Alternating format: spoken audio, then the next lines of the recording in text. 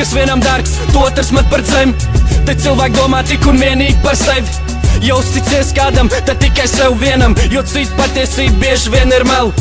Tad, kad iekurī dzīves šķiet labāki, jūti pie skaidra prāt tādas domas ātri zūd, jo dzīves sūr, it kā sēk grūtības rūt, bet nesūd, ar katru dienu arvien grūtāk kļūst.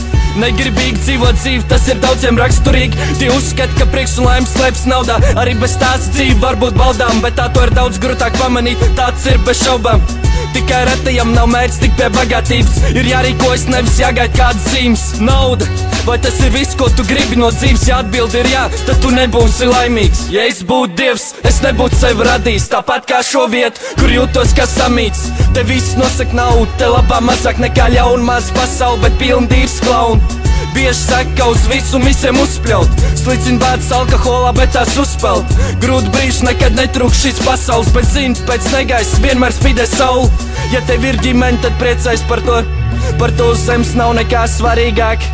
Daudz cilvēku to apjāc par vēlu, te jums būs piemērs, māte zaudēja dēlu. Un tagad ikdienas problēmas šķiet niecīgas, nav vairs viņi ne bēdīgi, ne priecīgi. Bildrāmī, viss, kas pārpalicis, nav vairs matai spēku, kaut dzīvot vēl aplicis. Par vienu cilvēku mazāk, par vienu vairāk, tā šī pasaule tik nedaudz ar mainās.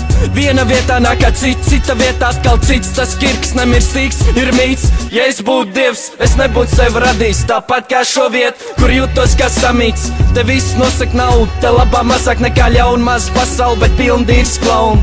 Slēpjos no problēmām, bet tas man atrod, brīžiem sajūt tādu kiku soļu tās sekot.